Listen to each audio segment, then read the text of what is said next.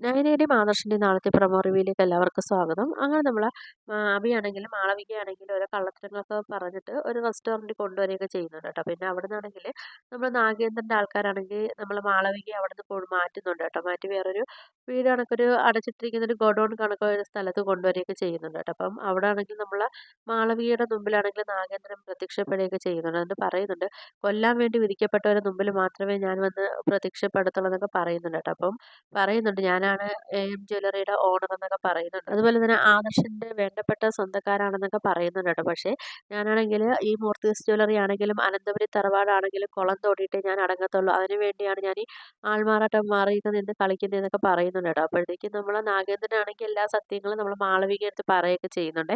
പക്ഷേ നമുക്ക് അവിടെ ട്വിസ്റ്റ് എന്ന് പറയുമ്പോൾ ആദർശാണെങ്കിൽ കറക്റ്റ് സമയത്ത് അവിടെ എത്തുന്നുണ്ട്. നമ്മൾ നാഗേന്ദ്രനാണെങ്കിലും മാളവികയെ കൊല്ലാൻ വേണ്ടി പോകുന്ന അതേ സമയത്ത് നമ്മൾ ആദർശാണെങ്കിൽ അവിടെ വരികയൊക്കെ ചെയ്യുന്നുണ്ട് കേട്ടോ. എന്നിട്ടാണെങ്കിൽ നമ്മളെ ഡേവിഡിനെ ചെവി കുത്തി നോക്കി നമ്മളെ ഡേവിഡിനെ അടിക്കുകയൊക്കെ ചെയ്യുന്നുണ്ട്. പിന്നാണെങ്കിൽ ആദർശം നല്ല രീതിയിൽ ഡേവിഡിനെ അടിക്കുകയും ഉപദ്രവിക്കുകയൊക്കെ ചെയ്യുന്നുണ്ട് കേട്ടോ. അപ്പോഴത്തേക്കും പിന്നെ മാളവികയാണെങ്കിൽ അവിടുന്ന് രക്ഷപ്പെടുത്തുകയൊക്കെ ചെയ്യുന്നുണ്ട്.